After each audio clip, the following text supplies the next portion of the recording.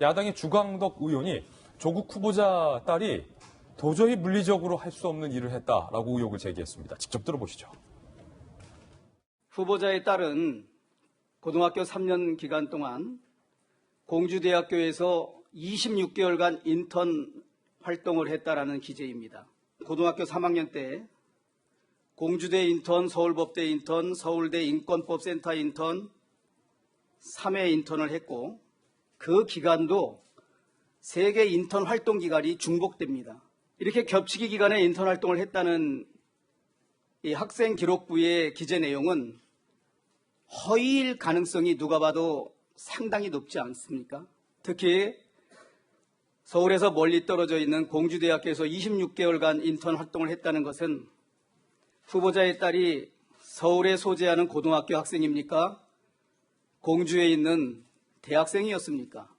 교수의 기본 윤리마저 저버린 자기 자녀에게 셀프 인턴, 셀프 특혜를 부여한 정말 나쁘끄러운 후보가 아닌가라는 생각이 듭니다.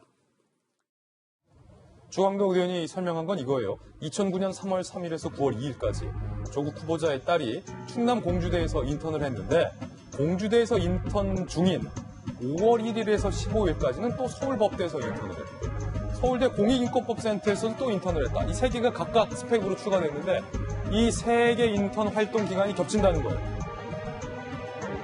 그런데 서울대에서 충남 공주대까지는 130km, 2시간 반이 소요된다. 안 막히면 2시간 반이지 서해안고속도로 막히면 답도 없어요.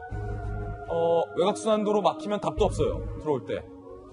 과연 이게 가능할까? 박정화 대변인. 홍길동. 이쪽에서 번쩍 저쪽에서 번쩍. 동해 번쩍 서해 번쩍 홍길동을 보는 듯한 모습인데요. 지금 이게 문제가 사실은 다시 나온 게 뭐냐면은 그동안은 조국 후보자가 나는 몰랐지만 이렇게 어찌 우연이 됐다라고 해서 많은 사람들이 이거는 누가 봐도 특혜성 있는 거 아니냐.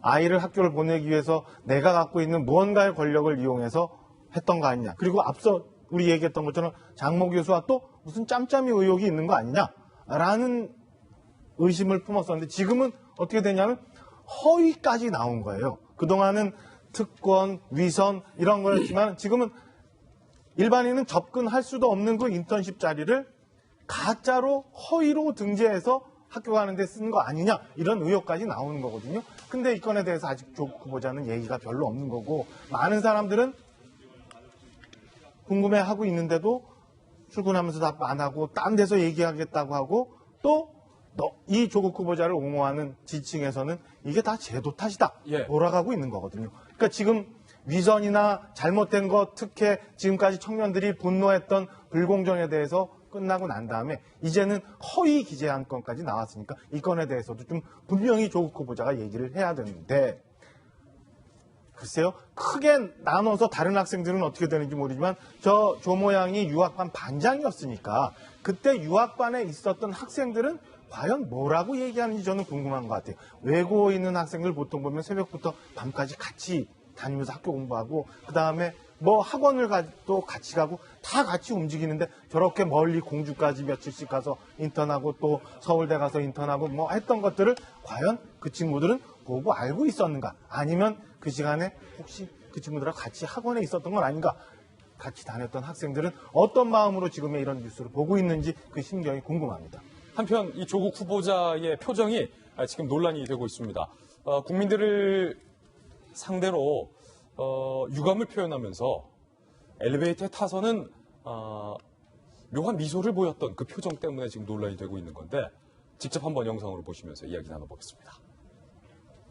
이 자리를 빌어서 부족하고 미흡한 저를 격려하기 위해서 꽃을 보내주신 무명의 시민들께 감사드립니다. 저를 믿어주시고 음량으로 응원해주신 분들께도 감사드립니다. 자, 지금 엘리베이터가 닫히는 순간에 다시 열렸는데 웃고 있다가 지금 걸린 거예요. 자, 문이 닫힌 줄 알고 웃고 있다가 문이 다시 열리니까 자, 웃고 있다가 문이 다시 열리니까 자, 웃고 있다가 문이 다시 열리니까 다시 표정을 굳은 표정으로 바꾼 저건 엘리베이터가 분명 잘못한 거예요. 그렇긴 한데 조국 후보자의 이른바 3단 표정 변화다. 세간에서는 이렇게 비판을 하고 있습니다. 장희영 교수님, 분명히 국민들을 상대로 철저하고 또 채찍을 들어주셔서 잘 듣겠다. 국민들의 채찍. 이런 말씀을 하시고 나서 엘리베이터 탔는데 문이 닫힌 줄 알았던 것 같아요. 조국 후보자는. 그 안에서 너무나도 환하게 웃고 있는 모습에 사실은 국민들은 좀 의아하다. 이게 웃을 일인가라는 생각이 드는데 어떠세요? 문이 닫히자마자였죠. 그렇죠. 그러다 맞아요. 보니까 예를 들어 시간이 좀 흘렀더라면 그간에 뭐 우리가 다른 이야기를 하다가 표정이 바뀔 수도 있고 이런 상황인데 그 직전까지만 해도 국민들의 꾸지람을 달게 받고 지난 날들을 돌아보는 계기로 삼겠다라는 이야기도 했었고 심지어 네. 무명의 시민이 꽃을 보내준 것에 대해 상당히 용기를 갖고 희망을 가졌다는 듯한 감사의 이야기도 했었습니다. 물론 사람이 내가 김병민 박사님하고 뭐 심각한 얘기를 하다가 굳이 김진 앵커를 보고 인상을 찌푸릴 필요는 없어요. 그럴 필요는 우리끼리 없죠. 웃을 수도 있겠지만 이게 사안의 문제잖아요.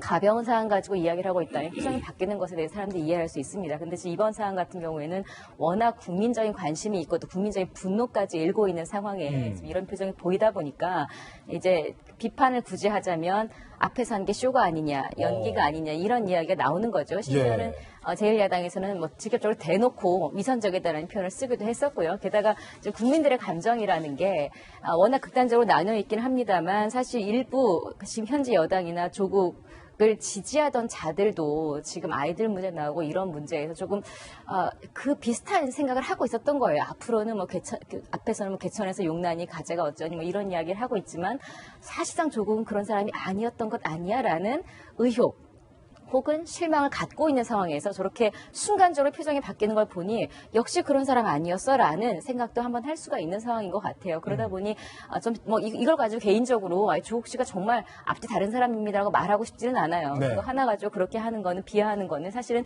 오히려 상식의 말은 안 맞습니다만 지금 현재 3단 화면으로까지 나올 정도로 희화되고 있는 것은 아마 그 의미를 포함하고 있지 않나 생각이 듭니다. 분명히 시사하는 바가 있다. 아주 날카롭게 지적을 해주셨습니다.